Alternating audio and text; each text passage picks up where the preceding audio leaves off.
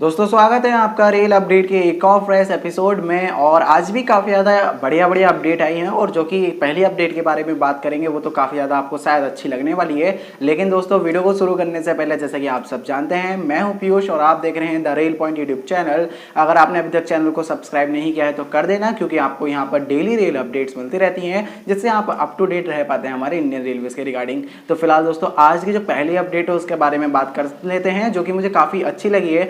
अभी अपडेट निकल कर आती है ये आरसीएफ यानी कि रेल कोच फैक्ट्री कपूरथला से।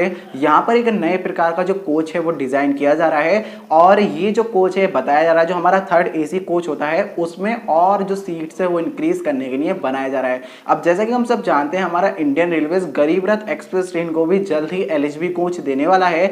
अब मुझे कहीं ना कहीं ऐसा लगता है इनडायरेक्ट वे में ये कोच बनाए जा रहे हैं गरीब रथ एक्सप्रेस ट्रेन के लिए। और ये भी बताया जाता है कि जल्दी आपको जो नॉर्मल हमारे कोच होते हैं जिस तरीके से जनरल क्लास के, उनमें भी हो सकता है आपको आने वाले समय में एसी की सुविधा देखने को मिले, यानी कि वो एयर कंडीशन देखने को मिले। अब बाकी देखते हैं क्या होता है। फिलहाल ये जो थर्ड एसी के कोच होंगे इनको थर्ड एसी इकोनॉमी कोच बोला जाएगा, जैसा हम पहले भी देख चुके हैं। जो गरीब रथ के कोच होते हैं उनको हम थर्ड एसी इकोनॉमी ही बोलते हैं। साथ ही आप वहां पर ये देखते थे कि आपको साइड मिडल बर्थ देखने को मिलती थी। अभी तक आपको normal side upper side lower देखने को मिलती है, बट गरीब रथ में साइड लोअर के अलावा और अपर के अलावा साइड मिडल भी देखने को मिलती है, जिसके चलते जो साइड मिडल बर्थ का पैसेंजर होता है उसे बहुत ज्यादा परेशानी होती है। अब इसमें क्या हो रहा है, इसमें साइड मिडल को नहीं रखा जाएगा, बस जो जगह होती है उसको थोड़ा थोड़ा कम कर दिया जाएगा, जिसके बाद में सीट्स बढ़ा दी जाएंगी। अभी आपको नॉर्मली 72 सीट्स देखने को मिलती हैं, बाद में 83 सीट हो जाएंगी, तो 11 सीट का इंक्रीजमेंट होगा। जबकि जब साइड मिडल बर्थ लगाई थी नॉर्मल आईसीएफ के कोच में, जो आईसीएफ थर्ड एसी कोच था उसमें, तो इतनी बर्थ इंक्रीज नहीं हुई थी। आई थिंक 9 या 8 बर्थ इंक्रीज हुई थी। तो यहाँ पर भी जो इंक्रीजमेंट है वो ज्यादा है। ऊपर से एलएचबी कोच है तो वैसे ही ऑलरेडी ज्यादा सीट्स होती हैं कंपेयर टू आईसीएफ। तो ओवरऑल देखा जाए तो ये एक बहुत अच्छी इनिशिएटिव निकल कर आती है। बताया जाता है लगभग 230 के आसपास कोच बनाए जाएंगे पहले फेज में, और इनको फिर ट्रायल पे रखा जाएगा और जो फीडबैक है यात्रियों का लिया जाएगा कि उनको जो परेशानियां है वो तो नहीं हो रही है बैठने में या फिर आने जाने में। देखते हैं इन रियल हमें कब ये जो कोच है वो देखने को मिलते हैं, बट इन पर जो काम है वो शुरू हो चुका है। ये एक बहुत अच्छी अपडेट निकल कर आती है। मुझे लगता है गरीब रथ के लिए कोच स्पेशली डिजाइन किए जा रहे होंगे। दोस्तों नेक्स्ट अपडेट के बारे में बात करते आती है रायगढ़ से लेकर। रायगढ़ में भी जो भैया विरोध है वो किया गया है, और ये जो विरोध है हुआ है रेलवे के निजीकरण का। हम सब जानते हैं ये जो विरोध वगैरह काफी समय से चल रहे हैं। अब देखते हैं रेलवेज इनके ऊपर क्या रहता है सारे डिसीजंस, क्योंकि अभी किसी के हाथ में कुछ भी नहीं है, सब कुछ रेलवेज के हाथ में ही है। रेलवेज कैसे करने वाला है, क्या करने वाला है। हालांकि ये विरोध बहुत पहले भी हुए, जब तेजस चली थी पहली तब भी हुए, बट फिर भी सेकंड तेजस को भी चला दिया गया, तो मुझे नहीं लगता कि कुछ फायदा मिलने वाला है। बट फिर भी देखते हैं इन रियल क्या होता है आने वाले समय में। दोस्तों नेक्स्ट अपडेट के बारे में बात करते हैं आती है साउदर्न रेलवे से लेकर। साउदर्न रेलवे का जो बंदर गुड्स शेड है उसको ट्रांसफर करने की बात चल रही है, जो कि उल्लाल में ट्रांसफर करने की बात चल रही है। देखते हैं उसको ट्रांसफर करते हैं या नहीं करते। अगर करते हैं तो काफी ज्यादा जो फायदा है वो मिल सकता है। दोस्तों नेक्स्ट अपडेट के बारे में बात करते हैं आती है चेन्नई सबअर्बन को लेकर। चेन्नई सबअर्बन को फिलहाल अभी चालू नहीं किया गया है, क्योंकि हम सब जानते हैं जो मेट्रो सर्विस है वो शुरू हो चुकी है, और मेट्रो सर्विस में किसी भी तरीके का जो रिजर्वेशन है वो नहीं कराना पड़ता। आप डायरेक्ट जाइए, जो टोकन तो फिलहाल नहीं मिल रहा है, आप अपने स्मार्ट कार्ड की मदद से टच कीजिए, अंदर एंटर कीजिए, फिर टच कीजिए, निकलिए, और आपके जो पैसे है वो कट जाएंगे। कोई भी डिटेल नहीं लेनी पड़ रही है, ना ही कोई भी जो डिटेल है वो रख रहे हैं यात्रियों की। जबकि आप नॉर्मल ट्रेन में अभी सफर कर रहे हैं तो आपको जो टिकट कराते वक्त अपना एड्रेस वगैरह देना पड़ रहा है। तो फिलहाल अभी बताया जाता है कि अभी जो सबअर्बन सर्विस है वो शायद शुरू नहीं की जाएगी, क्योंकि लोगों के मन में इस ख्याल आ रहा है कि भाई जब दिल्ली मेट्रो या फिर जो भी मेट्रो सर्विस है वो चलाई जा सकती है, वहां पर कोई भी रिकॉर्ड नहीं है, बस डायरेक्ट जाइए, सब कुछ पे कीजिए, तो ये भी चलाई जा सकती है। बट उनका कहना है अभी तक रेलवेज की तरफ से जो अनरिजर्व टिकटिंग सिस्टम है उसको दोबारा चलाने की बात नहीं करी गई है। जब तक वो नहीं होगी तब तक आपको ये जो सबअर्बन सर्विस है वो नहीं देखने को मिलेंगी। मतलब बेसिकली सीधी सीधी बात है, जो आपको पैसेंजर ट्रेनें देखने को मिलती हैं वो अभी शायद नहीं देखने को मिले, बट जल्दी वो भी देखने को मिल ही जाएंगे। दोस्तों नेक्स्ट अपडेट के बारे में बात करते हैं आती है लटिया और जयराम नगर रेल सेक्शन से लेकर।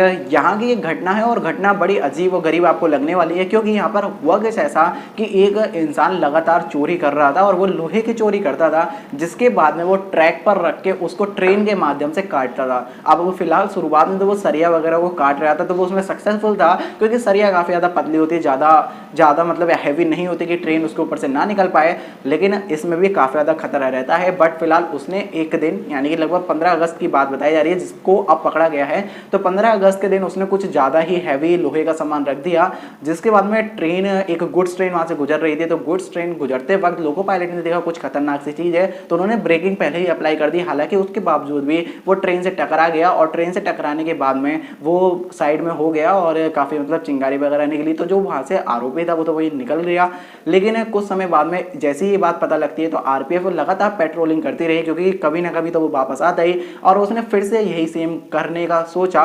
तो आरपीएफ को पता था कोई ना कोई इस समय ट्रैक पर मिलेगा। अब अकेला पूरा ट्रैक और उस पर एक ही इंसान आ रहा था, मतलब निकल रहा था।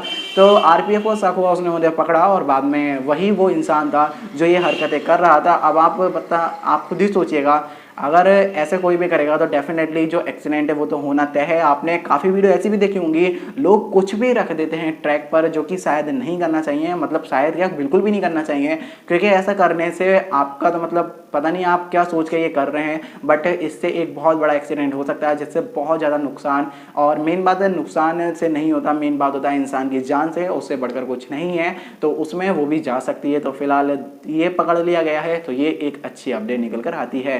दोस्तों नेक्स्ट अपडेट के बारे में बात करते हैं, आती है महानगरी एक्सप्रेस ट्रेन को लेकर। ये जो ट्रेन है ये ऑपरेट होती है, हम जानते हैं, वाराणसी से लेकर मुंबई के बीच में, और ये जो ट्रेन है फिलहाल अभी स्पेशल नंबर के साथ चल रही है। तो फिलहाल इस ट्रेन के लिए अपडेट ये है कि ये ट्रेन जब अपने रन पर थी तो जबलपुर के पास जब ये आकर रुकती है तो इसमें एक फर्जी टीटी चढ़ जाते हैं B2 कोच में, और B2 कोच में पहुंचने के बाद में जितने भी वहाँ पर पैसेंजर बैठे होते हैं उनसे वो जुर्माना लेते हैं कि भाई आपने मास्क नहीं लगा रखा, और वो टिकट वगैरह चेक करने लगते हैं। फिलहाल जैसे ही इसके बारे में पता लगता है कि ऐसा कुछ B2 कोच में हो रहा है, तुरंत ही इसकी जो कंप्लेंट है वो कर दी जाती है और उसको मौके पर ही पकड़ लिया जाता है। तो ये भी एक अच्छी अपडेट है। फिलहाल मास्क तो आपको लगाना चाहिए आपकी यात्रा के दौरान, ऐसा नहीं है कि मास्क नहीं लगाना चाहिए, लेकिन कोई आपसे गलत तरीके से पैसे ले ले वो गलत है, क्योंकि मास्क ना लगाने का जो जुर्माना है उसको जुर्माना मतलब जो आप देंगे वो रेलवेज को ही देंगे, यानी कि उसका जो अधिकार है वो सिर्फ रेलवेज के पास है, कोई ऐसे फर्जी तरीके से ना ले सकता है। तो फिलहाल इसी के चलते उसको पकड़ लिया गया है, और ये एक मतलब ठीक अपडेट निकल कर आती है, लोगों के एक्टिव होने की वजह से उसको पकड़ लिया गया है। दोस्तों नेक्स्ट अपडेट के बारे में बात करते हैं, आती है 02911 और 02912 जो कि शिप्रा एक्सप्रेस ट्रेन है।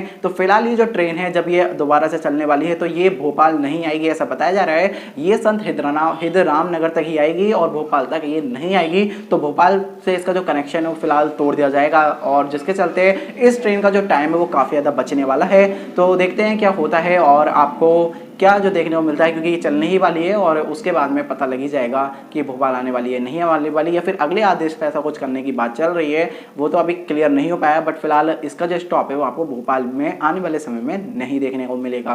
दोस्तों नेक्स्ट अपडेट के बारे में बात करते हैं टनकपुर और पीलीभीत रेलवे सेक्शन को लेकर। यहाँ पर भी जो इलेक्ट्रिफिकेशन है तेज चल रहा है, और बताया जाता है कि टनकपुर से लेकर खटीमा तक जो पोल्स है वो लगा दिए गए हैं। लगभग 70% जो काम है वो पूरा हो चुका है पोल लगने का। तो ये एक अच्छी अपडेट है, और इसके अलावा ये बताया जाता है कि जो खटीमा से लेकर आगे का सेक्शन है वहां पर भी जो पोल्स वगैरह तेजी से लगाए जा रहे हैं। तो अगर ऐसा होता है तो आपको नेक्स्ट ईयर यहाँ पर जो इलेक्ट्रिक ट्रेन है वो देखने को मिल जाएंगी, जो कि एक मतलब काफी अच्छी अपडेट निकल कर आती है सेक्शन को लेकर, क्योंकि अभी हाल ही में ब्रॉडगेज हुआ था और इतनी जल्दी इलेक्ट्रिफिकेशन भी हो जाएगा, जिसके चलते यहाँ पर आपको इलेक्ट्रिक ट्रेनों की भी जो कनेक्टिविटी है वो देखने को मिल जाएगी।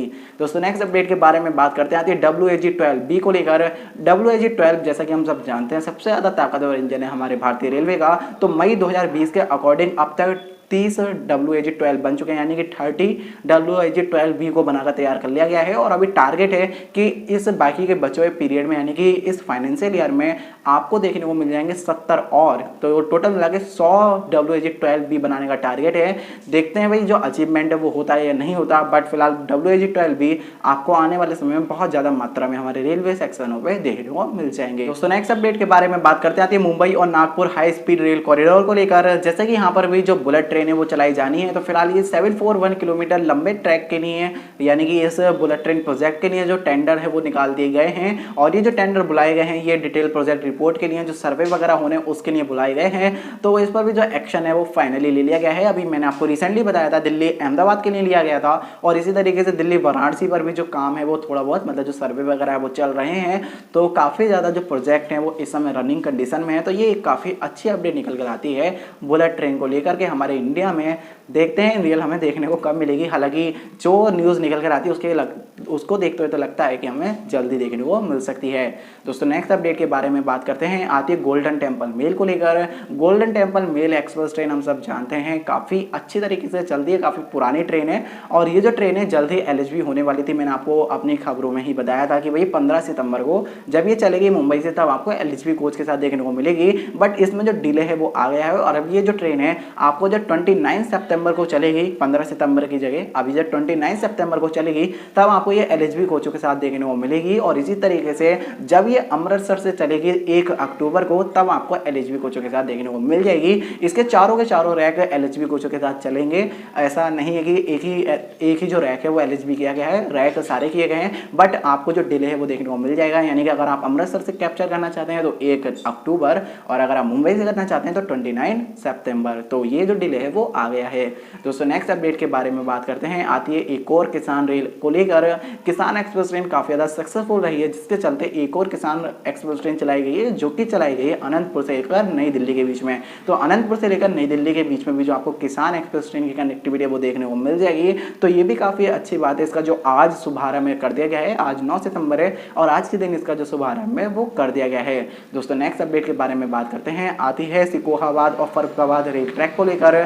सिकोहाबाद और फर्रुखाबाद रेल ट्रैक पर जो इलेक्ट्रिफिकेशन है काफी तेजी से चल रहा है। सिकोहाबाद से लेकर मैनपुरी के बीच में जो पोल्स वगैरह हैं वो काफी ज्यादा लगा लिए गए हैं, और यहाँ पर जो एसएसटी वगैरह का जो निर्माण है वो भी शुरू कर दिए गए हैं। तो ये भी एक काफी अच्छी अपडेट निकल कर आती है। यहाँ पर जो इंस्पेक्शन वगैरह वो भी लिए गए हैं कि किस तरीके से जो काम है वो चल रहा है, कहीं जो ऑन टाइम है वो पूरा होगा या नहीं होगा। तो ये सारी जो बातें हैं वो ऑब्जर्व की गई, जिसके चलते लगता तो यही है कि ऐसा हो सकता है। बाकी यहाँ पर जो इलेक्ट्रिफिकेशन की स्पीड है उसको देखते हुए लगता है आपको जल्दी ये जो पूरा सेक्शन है वो इलेक्ट्रीफाइड देखने को मिल जाएगा।